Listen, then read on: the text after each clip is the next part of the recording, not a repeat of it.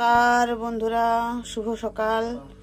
আজ শনিবার, আমি নিরামিষ খাই যদিও, কিন্তু কর্তামশাই তো বাড়িতে আছে, নিরামিষ খায় না। তাও আজকে তার জন্য নিরামিষই করব, কারণ তার রাতে একটু শরীরটা খারাপ হয়েছিল, পেটে মনে হয় গ্যাস হয়ে গেছিলো, জলটা কম খেয়েছে তাই। তো আজকে নিরামিষের পরে আমি কী রান্না করছি দেখাচ্ছি। এই কুমড়ো, এটাকে নিশ্চয়ই কেউ চিনতে পারছেন কি জানি না। এটা বিট, আর এটা ক্যাপসিকাম, আর এটা সয়াবিন। আর বিট, কুমড়ো, সয়াবিন, ক্যাপসিকাম আর একটা আলু দিয়ে একটা নিরামিষের ভেজিটেবল বানাবো, দেখাবো। আর কি কি রান্না করছি তাও দেখাবো, কিন্তু এই রান্নাটা কিভাবে করছি আমি আপনাদের কাছে শেয়ার করব। এই যে নিরামিষ রান্নাটা আমি কিরকম করছি দেখাচ্ছি। এই যে ক্যাপসিকামগুলো একটু কম তেলেই ভেজে আনবো, কেননা ক্যাপসিকাম একটু না ভাজলে আমার মেয়ে আবার খেতে চাইবে না। ও একমাত্র ক্যাপসিকামটা চিলি চিকেনেই খায়। তো এখানে আমি কী করলাম, হালকা ভেজে নিচ্ছি, ভেজে নিয়ে রান্না করব। আর সয়াবিনটাকে আমি গরম জলে ফেলে ধুয়ে রেখেছি।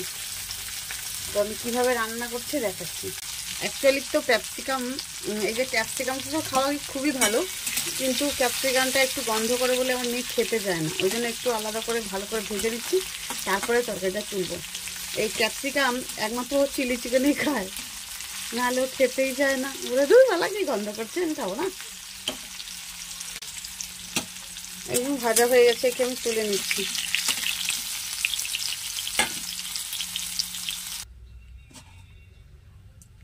জিরা, তেজপাতা, ফোড়ন,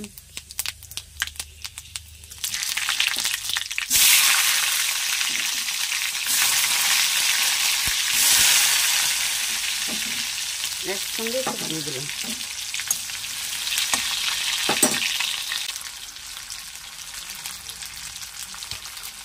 পরিমাণ মতো নুন।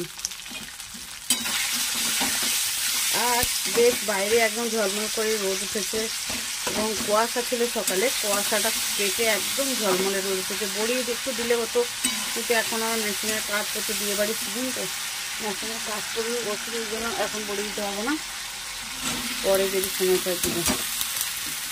তখন সবজিগুলো সব তুলে দিলাম, বিট, আলু, কড়াইশুঁটি সব দিয়ে দিলাম। বিটটাকে এরকম ছোটো ছোটো করে কেটেছি। আর হলুদ দিলাম,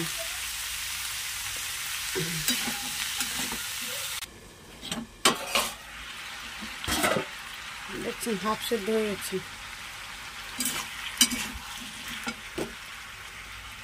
সয়াবিন আর ক্যাপসিকামটা দিয়ে দিলাম। এইরকম একদম শুকনো শুকনো করে নামবে, একটু জল দেবো না একে, কারণ জল দিলে এটাতে ভালো হবে না। নামানোর সময় একটু গুঁড়ো জিরা দিয়ে দেবো, ধনে পাতা দিয়ে দেবো।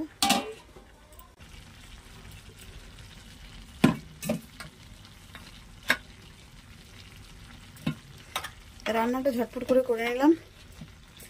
এবার আমি মেশিনে কটা কাজ আছে, এবং ব্লাউজ পিস কতগুলো আছে কাটার, কিন্তু সবগুলো কাটবো না, এমার্জেন্সি আছে দুটো, সেইগুলোই কাটবো। এই যে রান্নাটা আর 5 মিনিট লাগবে, এইভাবে করে আপনারা নামিয়ে নেবেন। আর নামানোর আগে একটু জিরে গুঁড়ো দিয়ে দেবেন, ব্যাস হয়ে গেল তরকারি। এবার এটা একদম শুকনো শুকনো হবে,